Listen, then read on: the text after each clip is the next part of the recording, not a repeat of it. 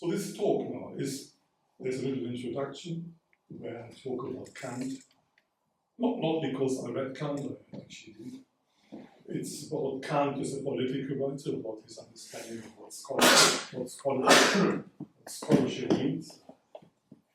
And then it picks up on Marx. The purpose for that being here is that in the literatures that I'm criticizing in the book, there is the Kantian idea of humanity, the promise of freedom, etc. It is important, I find it important, to start with Kant, to connect that part of the discussion back to these literatures later on in the book. And then it's really a question of critical theory and real abstraction. What does it mean? What does it amount to? Then there is a section about forms of critique. What does a critique of political economy mean in terms of critique? What is criticized? And then I have a couple of conclusions. One of them, I'm afraid, conclusive. The whole book starts with a quotation from Adorno's lecture, which was later published as History and Freedom, 1964-1966, and I will read this out to you now. And that organizes the book. And he says, given the current state of technical development, the fact, 1964, that there are still countless, millions, who suffer hunger and want, must be attributed to the forms of social production, the relations of production, not to the intrinsic difficulty of meeting people's material needs. So what does it mean? It's not technical.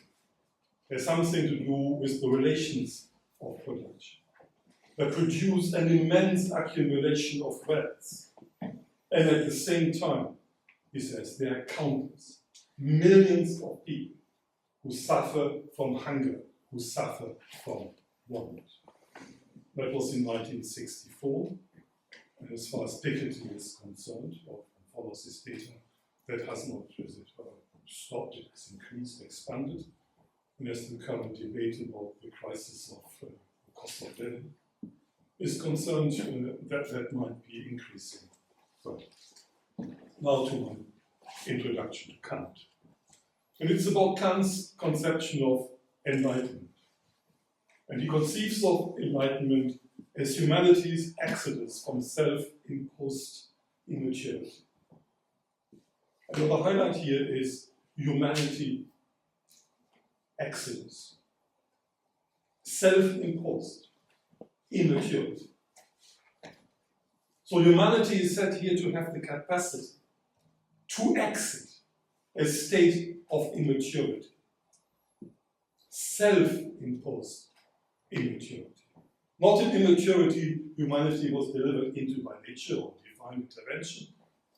Self-imposed, man-made immaturity. And that humanity, he says in that sentence, is a subject that can take it upon itself to leave behind these, his own conditions of immaturity. I then have a little section about his conception of, or his understanding of scholarship. And I'm referring here later on about man. I don't mean man, it's the German man. Man, Mensch, masculine. Menschheit, feminine. Menschlein, neutral. All of that in this one word, man. A universal concept. So the notion of man emerging from self-imposed immaturity proposes opposition to the existing relations, which are deemed to be immature. And Kant's conception of the scholar, of thought, of critical reflexivity, recognizes that. So he determines the role of the scholar as what?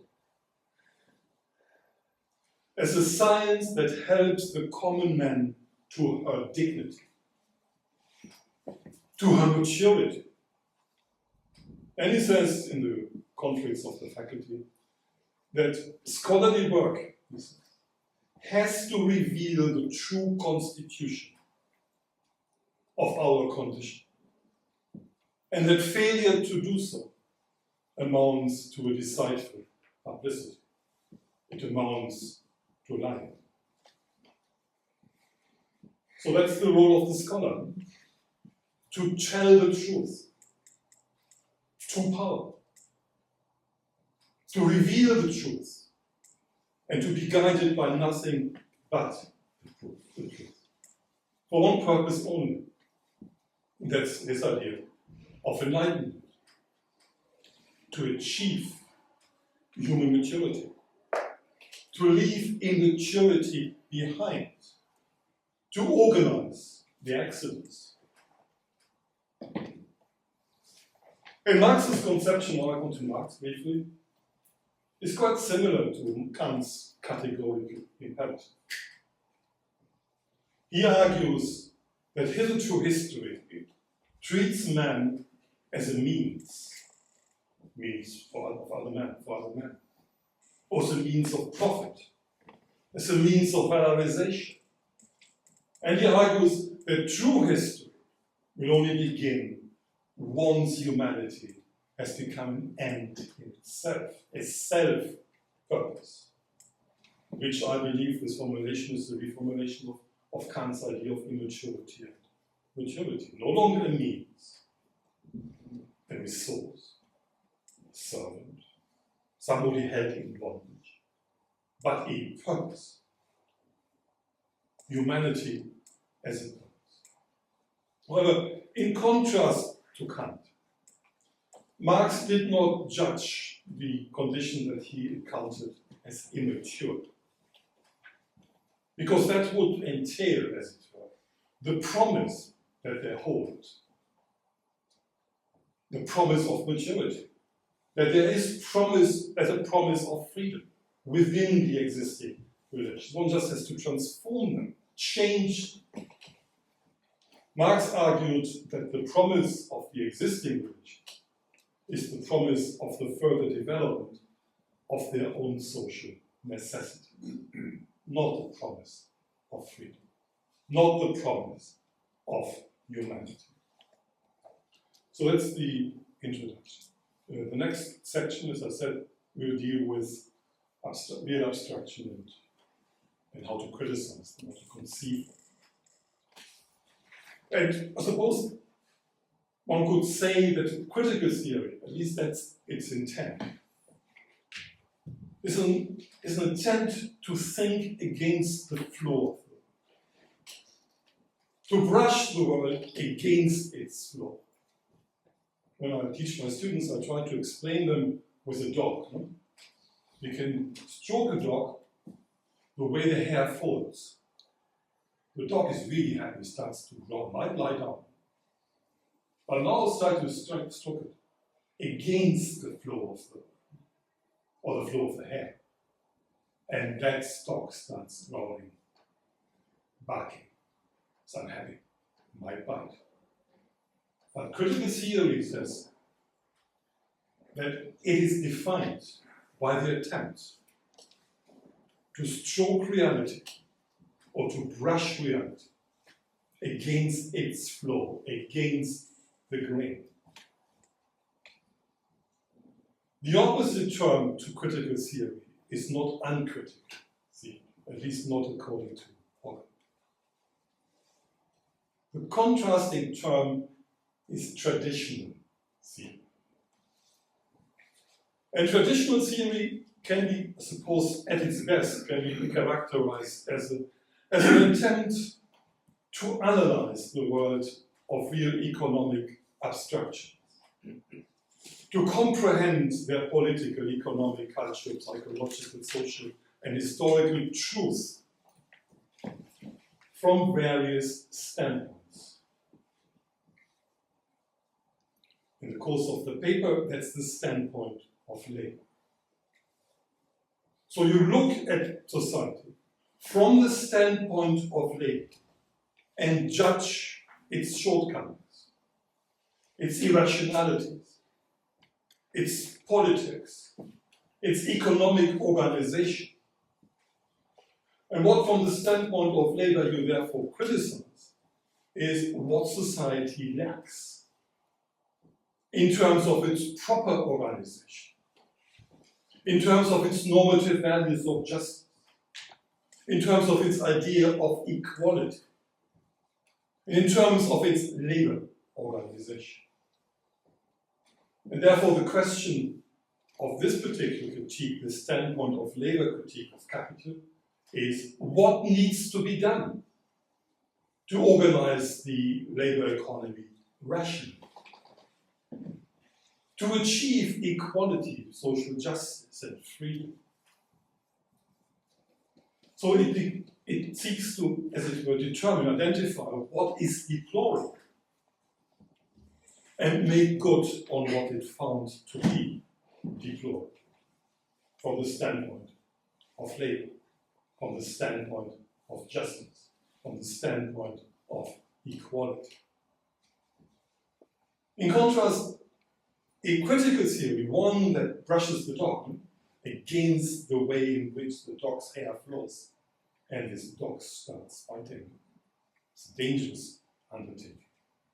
For that, as it were, what this is about, it scrutinizes the untruths of the economic abstractions. Doesn't want to resolve them from a standpoint of labor, for the sake of labor, for a different version of labor economy. No.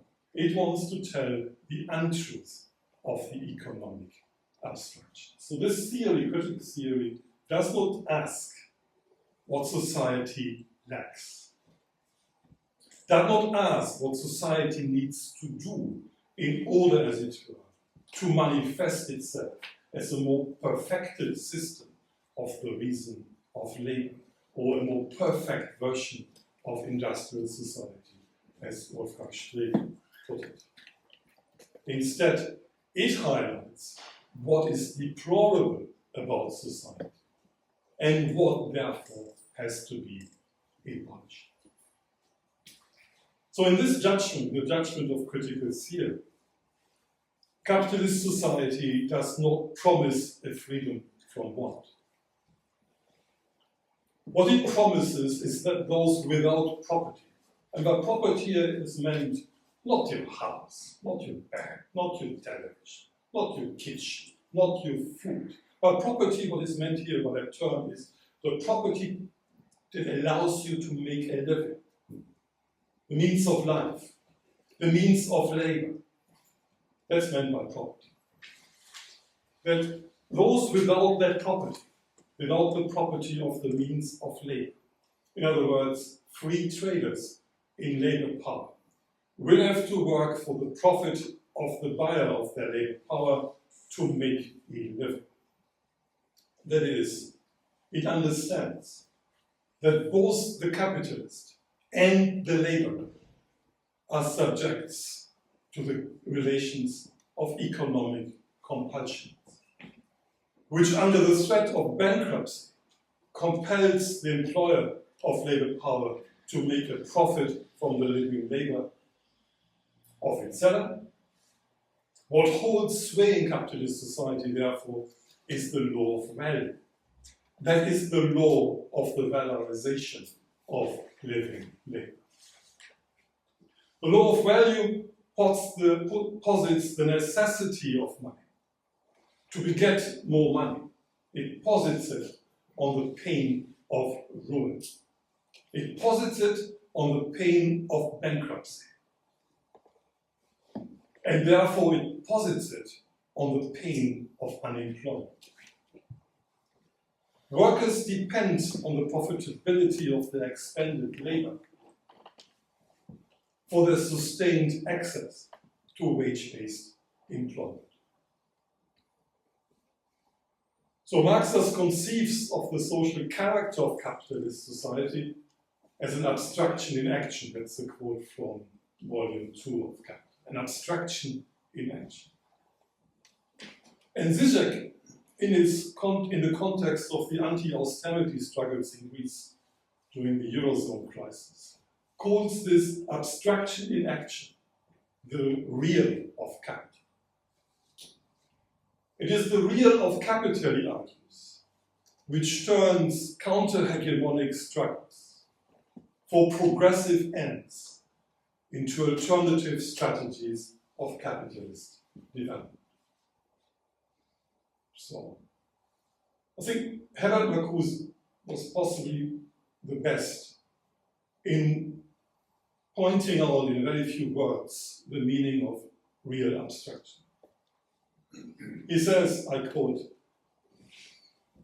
"Society as an abstraction in action amounts to the world, a world that manifests itself behind the backs of the individuals. What manifests itself behind the backs of the individuals is uncontrollable by any single individual. It's a world behind or beyond control. A world that seemingly manifests itself by means of its own logic, its own dynamic. And yet, he says, the world that manifests itself behind the backs of the individuals, it is their world.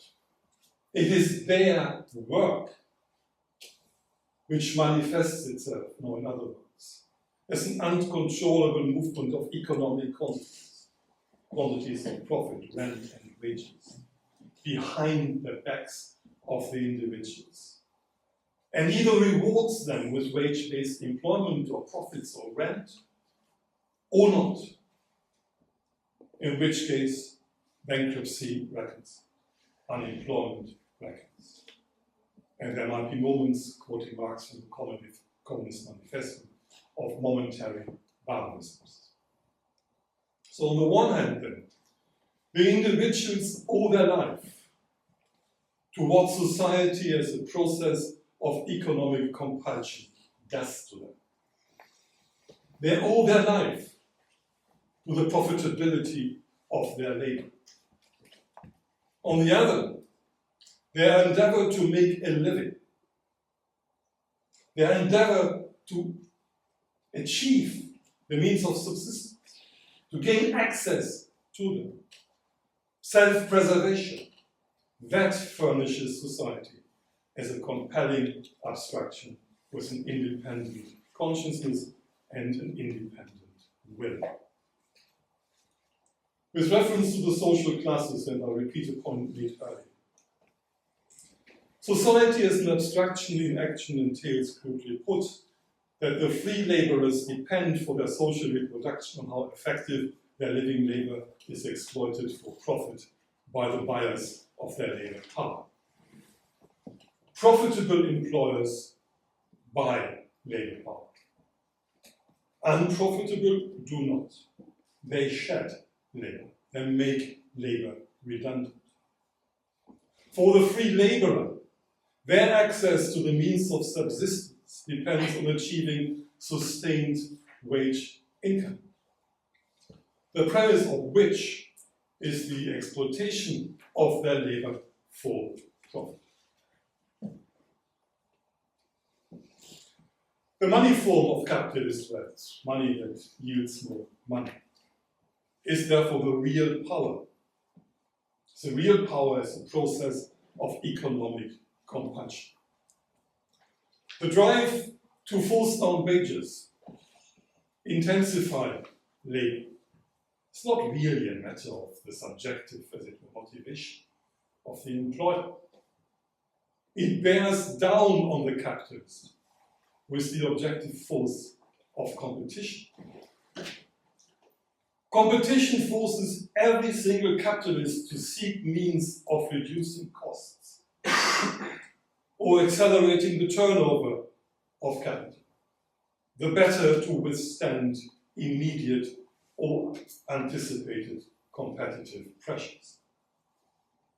The individual capitalist is as much a subject to the power of money as the worker. In other words, and I'm repeating the same point again, exploiting labor for profit is a means, or the means, of avoiding competitive erosion, liquidation, and bankruptcy. And the outcome of liquidation, bankruptcy, and competitive erosion are particularly painful for the workers who, left without employment, find themselves cut off from the means of subsistence. So profit needs to be made. Profit is primary. The satisfaction, quote, of needs is a sideshow, end of quote, Adorno, the same text as started off with.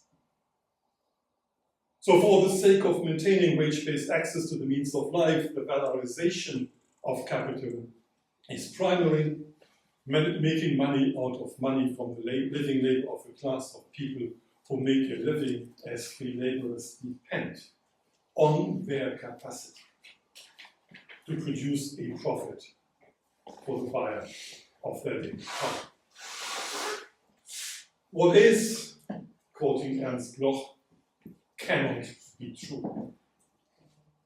It is true that to reproduce themselves, quoting Marx, the worker must produce surplus value.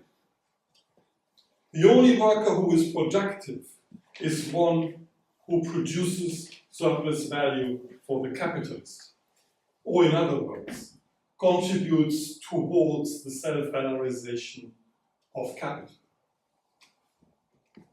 There is therefore a misfortune far worse than being an exploited productive laborer. And that is to be an unexploited, superfluous worker, who, deprived of wage income, depends on the charity of others for her subsistence. It is because of her freedom as a seller of labor power that the free laborers are prevented from, quoting Marx, they are prevented from running away. They are tied to the capitalists. They cannot go away. Or following Herbert Marcuse, quote, the lash of hunger compels them to sell their services for the profit of another class of men. To conclude this section, the class struggle is not about abstract ideas like socialism. It's nothing to do with that. The class struggle is for access to crude and material things, quoting Benjamin. It is really a struggle to make a living, to gain sustained access to the means of subsistence. That is, I believe, what the class struggle is about. Not big ideas. It's rather to make a living, to self-preserve, to exist, to reproduce. I now come to forms of critique, and I start with the orthodox critique of capitalism. And I believe many variants of Marxist political economy can be grouped into two different camps. One is the one that criticizes capitalism from the standpoint of labor. It's the standpoint of labor critique of political economy. And the other one is the critique of capitalist labor economy, full stop. Not a critique for labor, but a critique of labor economy. According to the critique of capitalism from the standpoint of labor, capitalism is always seen as a specific historical mode of labor economy. It argues that labor economy is a trans-historical necessity, that the labor economy is some sort of ontology, and that it therefore investigates the different ways in which the modes of production organize this ontological necessity of labor economy. And the claim of this approach is that the labor economy in capitalism, that labor economy has to be liberated, emancipated from capitalist exploitation and domination, and to achieve, as it were, its reason, its rationality, its rational organization in socialism. According to this argument, the capitalist labor economy drives the forces of production forward. The forces of production then become too big for the relations of production, which in other words, conversely put, are too small to carry them. That provides the objective, as it were, possibility of transformation, which then is enacted by class struggle. And the concept here of socialism, of communism, is programmatic, because it knows already what needs to be done. The labor economy is presupposed. All that needs to be done is to organize it rationally, by means of state, by means of central planning. So from this approach, the notion of communism is programmatic. From the point of view of the other approach, the critique of labor economy, there is no programmatic notion of the future. The future will arise or will emerge from the struggles against capitalism. What that future will look like is not known. It might end up in a sort of autocratic theological system. God knows. We do not know. It is negation of labor economy in the no time of the acting subjects, hopefully for communist ends, but there is no programmatic blueprint to fall back onto. On the other hand, the theory which criticizes labor economy from the standpoint of labor, we know what happened to it. It replaced the semblance of market-mediated coercion by the unmediated form of state coercion.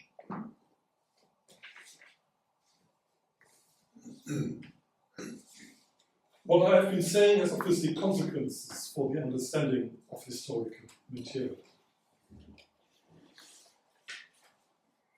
As far as the orthodox approach is concerned, it is the development of the forces in production within certain relations of production. As I said earlier, they become too big and explosive because the relations can no longer carry the forces, and history bumps forward, as it were, creating its own objective possibilities of transition. That, I suppose, is the dialectical materialism developed particularly by the Leninist and Stalinist traditions. The other tradition has a different conception of labor economy, of historical materialism. It says the circumstance that man has to eat and has therefore to exchange with nature does not explain capitalism, nor does capitalism derive from it. Man does not eat in the abstract, nor does man struggle for life in the abstract.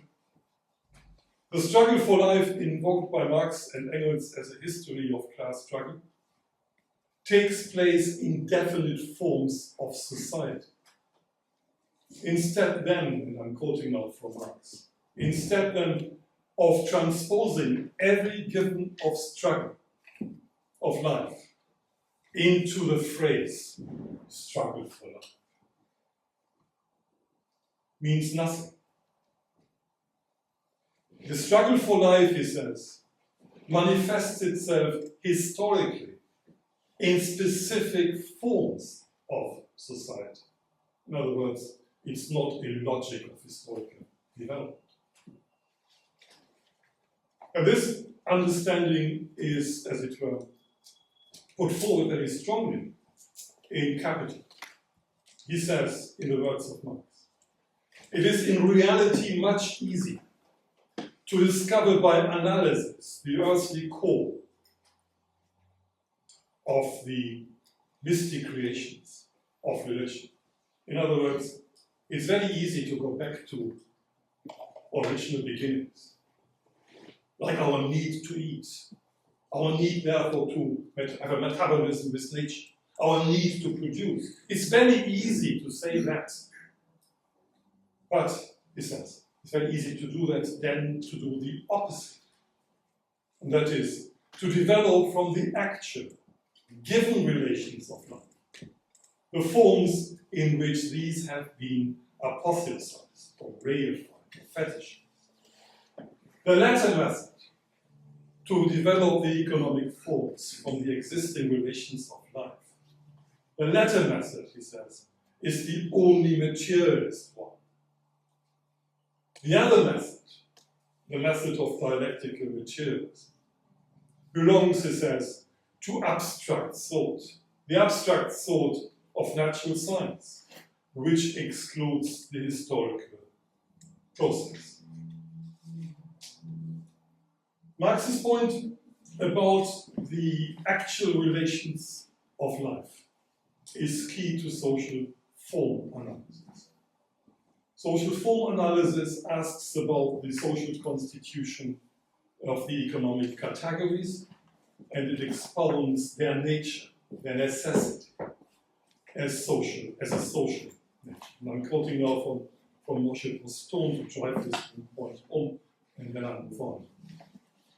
In the words then of Postone, Marx's critique transforms the categories of political economy from transhistorical categories of the constitution of wealth into critical categories of the specificity of the forms of wealth and social relations in capitalism. In other words, it's a critique of economic forms that present themselves as natural. It is a critique of the naturalization of economic forms. It is a critique of a naturalization of economic forms that seems to think their origin go back to the beginning of life. And that it is therefore only a question to organize them more favorably, more rationally, more reasonably, more accurately, more justifiably. That he rejects. It is the critique of economic nature. Or it is the critique of economic categories as inverted forms of definite social relations. I now turn to forms of critique, the alternative forms of critique, social form critique, which come in three different forms. The one is immanent critique, the other one is systemic dialectics, and the final one is decipherment. And in my book, I use them all to various degrees. So immanent critique is the attempt to judge reality by the claim, as it were, by the standards of its own claims. So it judges reality by the reality of social equality and by the standard of its normative claim to equality. So it seeks to make, and I'm quoting Marx now, it seeks to make the petrified relations dance by singing their own song or their own tune to them. So instead of criticizing reality, not of failing to live up to norms of equality, norms of justice, norms of freedom, it does something else. It conceives of the norms as categories that purport to yield the utopian image of a free individual, but which, on closer inspection, depict an individual released from feudal social structures. And this person released from feudal social structures is granted the autonomy that the capitalist economy requires of him. In other words, freedom, capitalist freedom, bourgeois freedom, he says, compels the individual towards ruggedness, towards social coldness. At the same time, the immanent critique posits these norms of freedom and confronts them towards, or its categories of social coldness. The aim, I suppose, of immanent critique is to crack society and its norms. And by cracking it, I suppose, the light gets in, and to reveal what's hidden inside. What's hidden inside is an historical content, the release of individuals into capitalism from feudal society, the free labor. Systematic dialectics is associated in the UK with the work of Chris Arthur, and in Germany with the work of Reichelt and Backhaus. Systematic dialectics seeks to, as it were, articulate, express the categorical character of the capitalist political economy. It seeks to, as it were, grasp the logic that holds sway in it. It recognizes the social forms as real economic abstractions, and it argues that their movement sets the framework within which people make contracts, in which people pursue their interests, within which people struggle, within which people have their conflicts. So systematic dialectics is about the identification of real abstractions. And it expounds the categorical character of them as relations of economic compulsion. Thinking in terms of systematic dialectics, as it were, criticizes dogmatic normative thinking, which believes that its norms are separate from the society for which they spring. And systematic dialectics criticizes a dogmatic left that deems itself capable of transforming the capitalist labor economy for the benefit of its surplus value producers. The most poignant critique, I think, of systematic dialectics has come from Charlotte Baumann. She argues that it amounts to an account by logicians, logical thinkers. And the failure of it, he says, or she says, is that dialectics, systematic dialectics, has no conception of the social. To give you an example, according to Chris Arthur, capitalism is a system of laws and of logic. It is independent and moves by its own volition. And he says, labor power is not produced by capital. Labor power is an external condition of capitalist production. So by calling for the specificity of the capitalist social relations, he ontologizes labor. The other person I would like to mention is Elena Luisa Lange. She argues, in contrast to Chris Arthur, that labor power is in fact a capitalistically produced commodity. She says that capital produces the commodity labor power as the direct source of its raison d'etre, which is profit. So what happens in her approach then? She identifies the capitalist relations as a system that produces its own social premise and develops capitalist social relations in terms of their incorporated functionality. For it to function, it has to produce something that produces its profit. So the identification of capital as an extra social subject presumes what needs to be explained.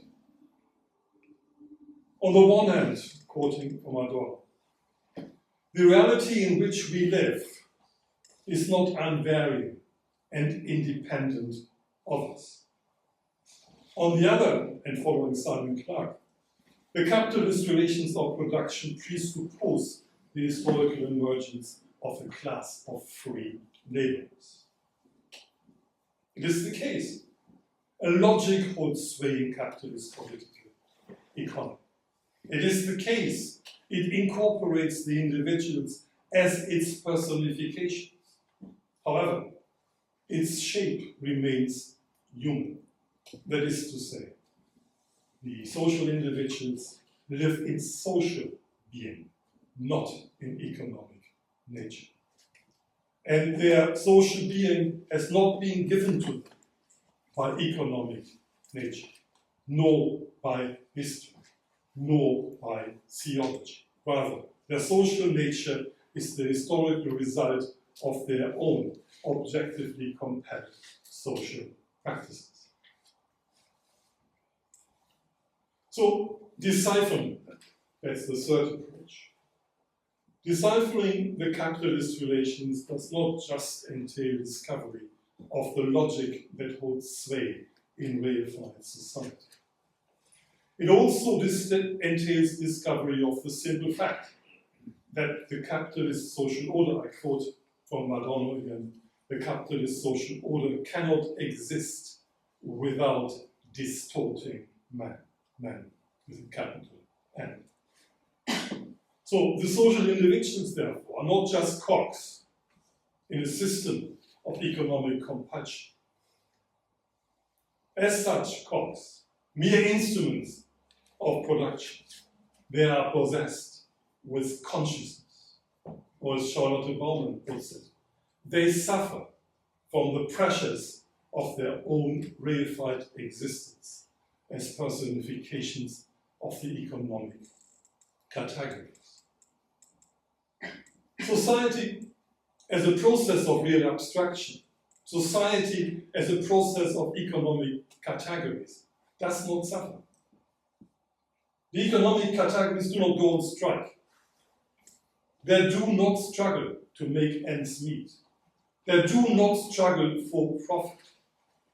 The social individuals do, and they do so as personifications of the economic categories that compel them. And what compels them is their own social work. Furthermore, the understanding of the mysterious character of the economic things rests on the comprehension of the human social praxis that furnishes them with an independent will and a dynamic. The individuals, quoting from Marx, do this without being aware of it. They do that in the pursuit of their own self-preservation. They do that in pursuit to sustain their connection to the world of social wealth. They do that in order to make a profit, to avoid bankruptcy.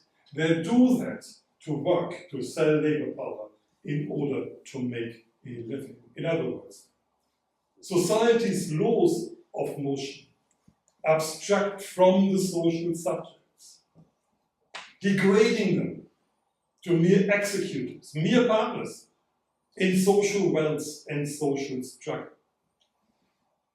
And yet, there would be nothing without individuals and their spontaneity. That, in fact, was a quote from Adorno's negative dialectics.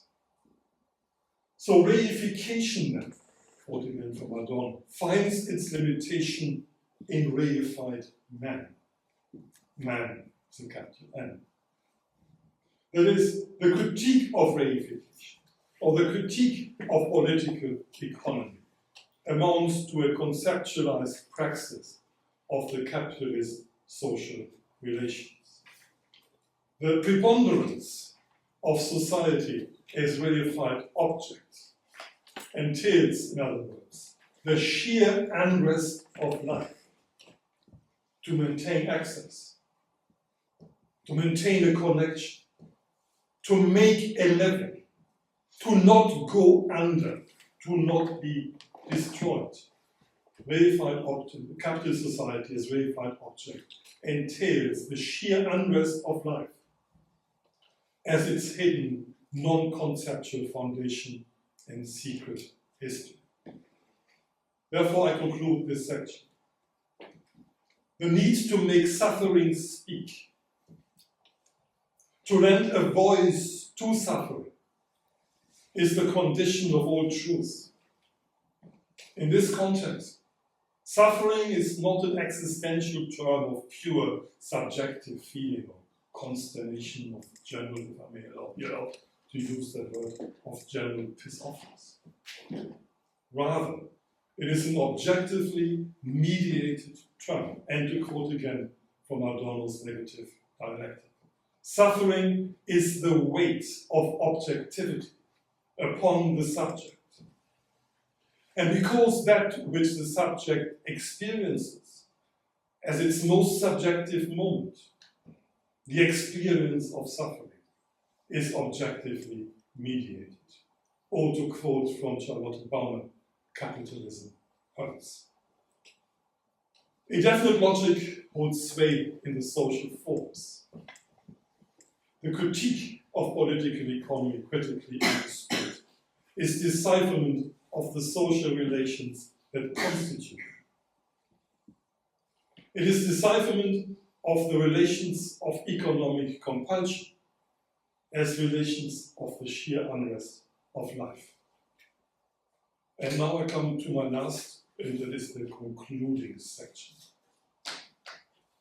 So what my book does then is to pursue the social form analysis, to interrogate the economic categories as the objectified forms of definite social relations, and to argue that the sheer unrest of life, the class struggle, not for anything, not for big things, not for socialism, no, the class struggle to avoid and to avert suffering is the hidden secret of the relations of economic objectivity. That is my first concluding remark. My second concluding remark is this. The social mentality and the forms of thought of the acting individuals are incorporated in the spirit of money. Contrary to perception, money does not talk. It is rather the social relations that speak in and through money as the independent power of their social relations. Money does not care about inflation or deflation. It does not care whether it belongs to the few or is desired by the many, or whether it yields living offspring, or whether it crashes to the ground. The validity of money is a social validity. As such a validity, it has the power to compel the individuals to the point of madness. But its power is socially constituted. As I mentioned earlier, money for Marx is the universal form of capitalist wealth. And now quoting Adorno again from negative dialectics. As the universal of the capitalist relations of economic compulsion, it compresses the particular, each one of us, until it splinters. It compresses the particular like a torture instrument. Yet, money does not care for the sacrifice of labor on the altar of money. The capitalist cares for money as he must to avoid competitive erosion. The free laborer cares for money too. They struggle for money. They struggle for money to make a living.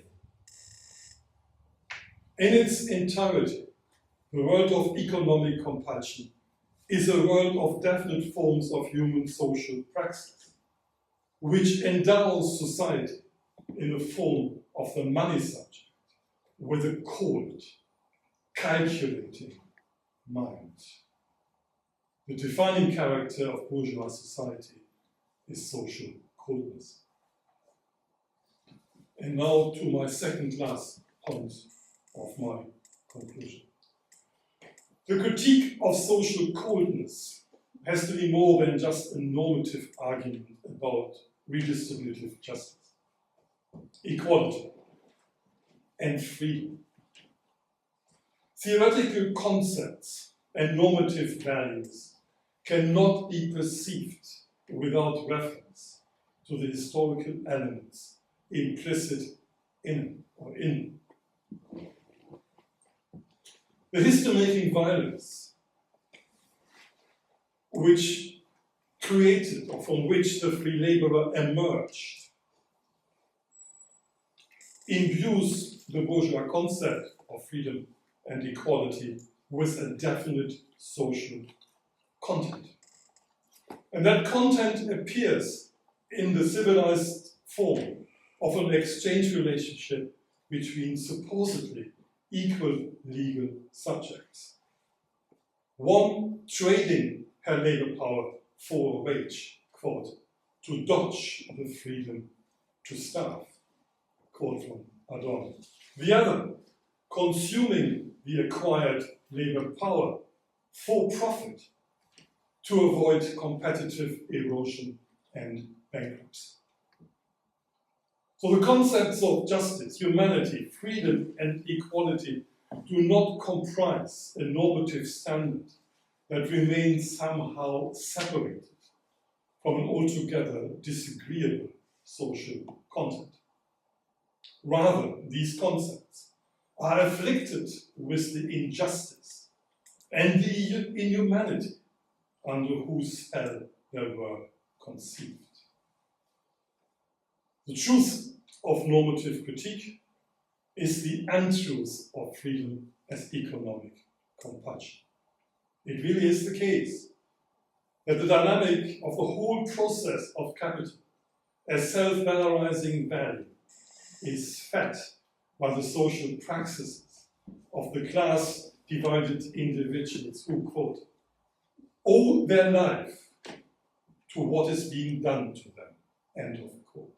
That was again clearly the civilized regulation of social coldness, Humboldtian liberalism, social democracy, decency, humanity. The civilized regulation of social coldness is much preferable to its authoritarian conduct.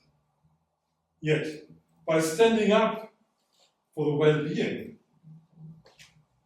of the poor and miserable and those who suffer, the normative critique of capitalism endorses the social conditions that compel them in their acquired freedom. My last point. And I start here with a quotation from Ernst Bloch.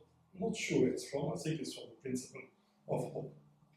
And he says, thinking means venturing beyond. We know the bad, the instances, often recurring, of momentary barbarism, or the emergency of the poor, the emergency in terms of a lack of supply of food, eating, housing, clothing. We know the bad. We should know how to avoid it. At least that's the hope. But it's not so clear, given the Trumpian background, the Putin background. We should know how to avoid it. But what we do not know is this: we do not know the good. What a human freedom it would be to live life without anxiety and worry about the satisfaction of needs, and with time to spare for enjoyment. In fact, Marx says, time for enjoyment, that is capitalist wealth. Time is money. Money is time. There ought to be a time to dance, a time to sleep, a time to celebrate, a time to enjoy, a time to live, a time to love, also a time to hate. All these times have their own quality. their own determination of time, their own rhythm of time. And yet, the only time that counts is the time of money, the ticking and the tacking of the clock that measures whether or not the expended labor of society can be rewarded with money in exchange. In the meantime, therefore, despite an immense accumulation of material wealth, the poor and miserable, quotation, continue to chew